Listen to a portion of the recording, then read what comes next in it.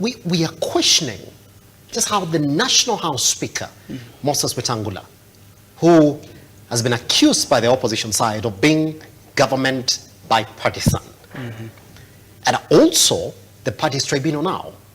When the party's tribunal rules that indeed those guys stay within these parties and at least until their cases are heard, one, then the next day they wake up to headlines that those rebel members of parliament are with the president.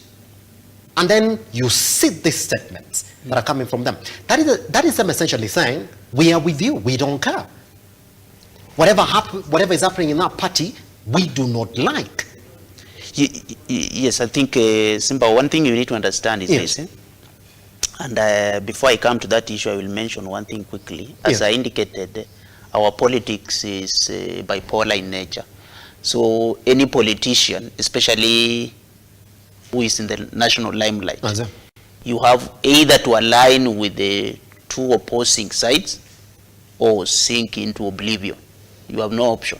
So if you have been spat by the other side, certainly you have to align yourself with the opposing side for you to remain relevant.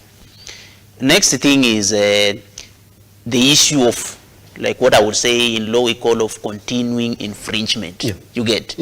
You have been accused of something, the matter is in court, but you are continuing to behave in a manner to suggest that the other side is at liberty to continue gathering evidence. You understand?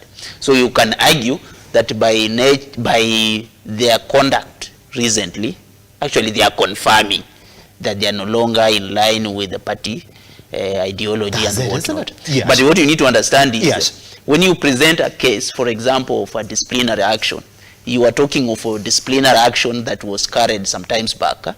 So the material evidence that the tribunal, because not the tribunal per se, but the ODM party will be relying on to challenge the appeal. Remember, this is more of an appeal. That should be evidence that was gathered, rather evidence that was relied on during the disciplinary proceedings.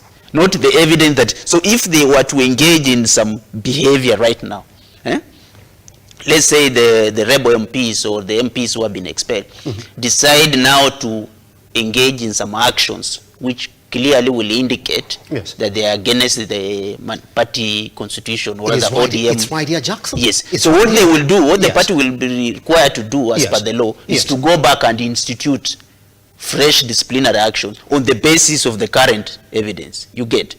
Because the dispute before the tribunal is based on the decision that was made some times back, and that decision was premised on some material evidence which were gathered some times back. So you cannot go, it's just like an appeal in the legal process for people who practice law.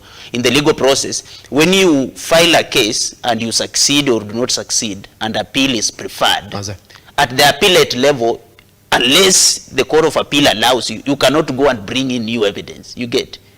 Because the decision of the tribunal, or rather the dispute before the tribunal, is to analyze the correctness or otherwise of the decision of the ODM disciplinary committee. You get? So the tribunal will be confined strictly on the evidence that were relied on at that time, not right now. So if he behaves in a manner to suggest that right now he is also in breach of the ODM constitution, legally speaking, and as per the procedure, it will be mandatory for them to go back and engineer a fresh disciplinary process.